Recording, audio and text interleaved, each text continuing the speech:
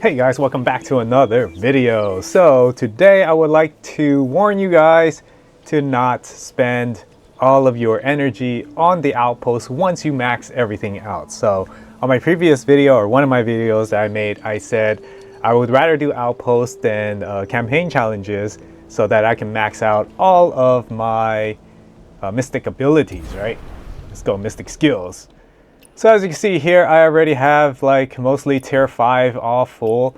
So if you are a completionist, you obviously are going to try to get every single one of these to tier 5 and maxed out on tier 5.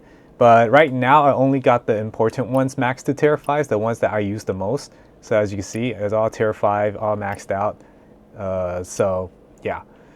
And I'm still working on trying to get everything maxed out to tier 5, but I did notice that previously when I was doing, when we didn't have tier 5 yet, we only had tier 4, I just kept doing outposts and outposts, and then I stacked up a lot of Ebon Iron ores, and that was a huge mistake. So if you're watching this and you haven't maxed out everything yet and you're still doing outposts to max it out, continue, but I do want to warn you that you could start doing more campaign challenges, because I just noticed that as we are going higher in level, we're gonna need more martial art tips as in this thing right here.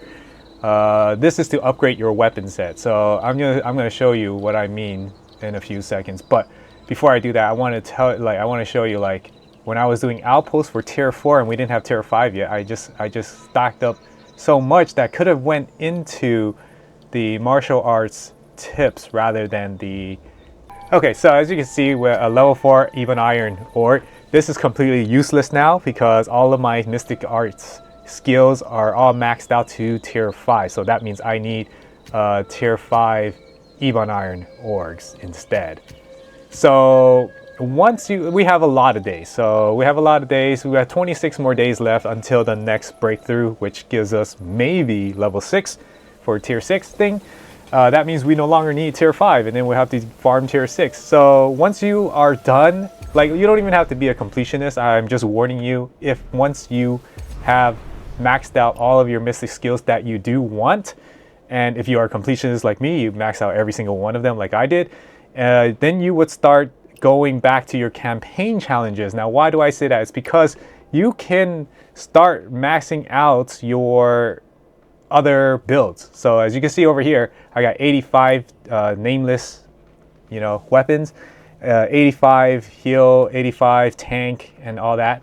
So I haven't really done all of it yet. I'm still in the process, but we have 26 days, so I'm pretty sure confidently enough that I can max out all of my mystic arts and all of the weapons until the next breakthrough that we do have once I do max it all out.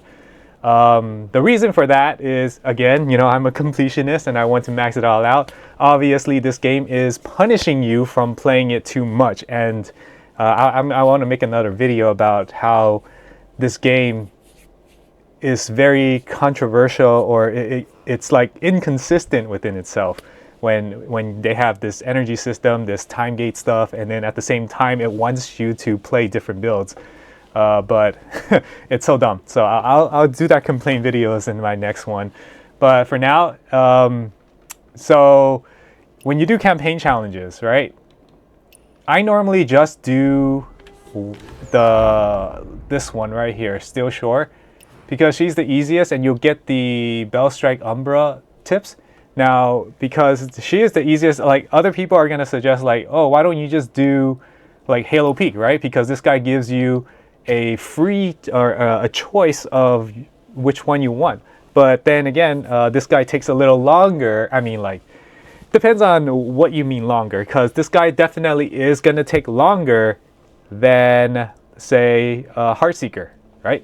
Like, that's just a fact. Is it a fact? I don't know, but for me it's a fact, because I cannot kill Tian Ying that fast compared to Heartseeker. So if you can, then good for you, you go for that method. But for my method, I'm doing Heartseeker because she's easiest. It's brain dead. I don't really need to do anything but just, just stomp her, and get these Bell Strike Umbro tips. Now you're probably asking me, like, wait, but I'm playing a tank, or I'm playing a healer, or I'm playing this.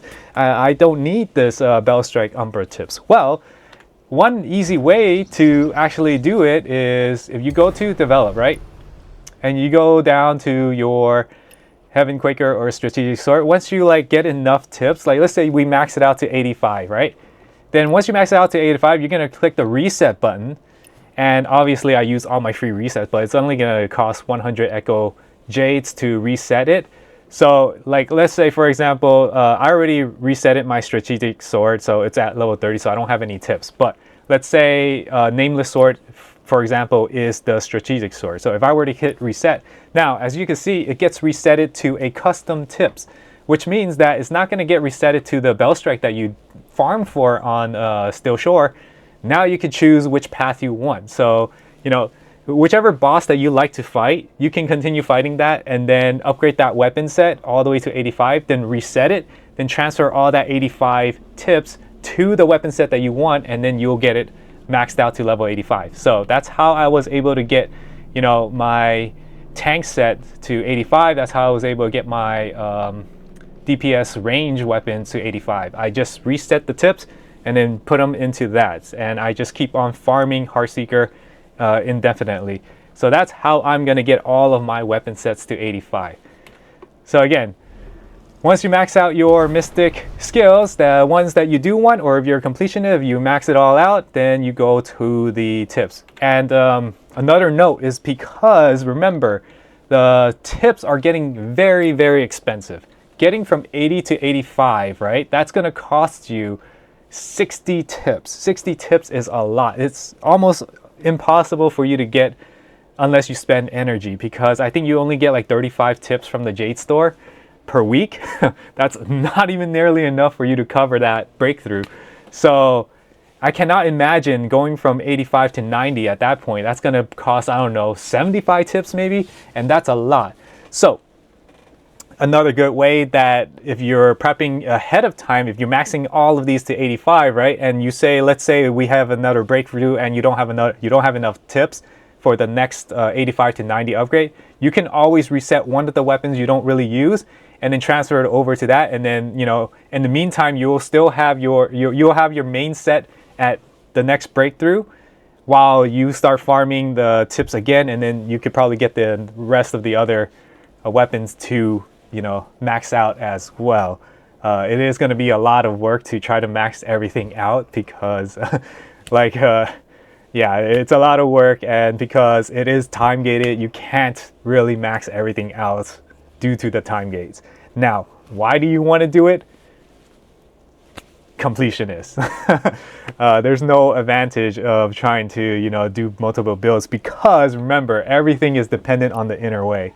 And as of right now, 2 months, 3 months in, you only have enough for like 1 T6 inner way, and then you have to transfer this one to the next one if you want to play a different build, and then you keep transferring and transferring, and that conversion takes 3 days to convert and things like that. So it's going to be a hassle to try to play different builds right now. So maybe in the future when time goes on and we'll start having multiple builds and we could play multiple builds on one account instead of having multiple different accounts to play different builds. But in the meantime, since it's only 2 months in, we only have only one build. You know, maybe in the next 4 months, 5 months from now, you might have 2, 3 builds that you can play. Yeah, here's hoping for that.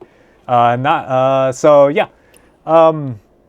So that's what I have for this video. So let me know what you guys think. If you are planning on, like, again, do not overly stack so many Ebon Iron because they become useless after a certain point. Since we cannot use the older Ebon Iron to, you know, upgrade it to the newer Ebon Iron to use it for our newly upgraded things as well. So yeah, don't be like me and stack over 1,000 Ebon Iron level 4, because that is totally useless now, right? Because I could have used these Ebon Irons and be like using it for tips instead, because I'm actually running out of tips. Especially if we're going to do the next breakthrough, and I'm pretty sure we're going to need to have a lot of tips ready to break through that. So yeah, my plan is, like, the weapons that I do have 85, I'm just going to reset maybe 2 of them to, you know, level 1 again, and then transfer that over to my main set, and then I'll go from there.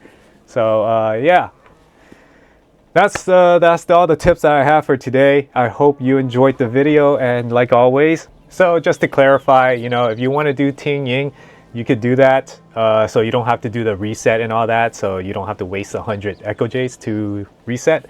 But you know, for me, Heartseeker is easier and, you know, faster. So that's why I do that. And 100 Echo Jades is nothing to me, but it can be costly when you're running out of Echo Jade. So yeah, do what you want.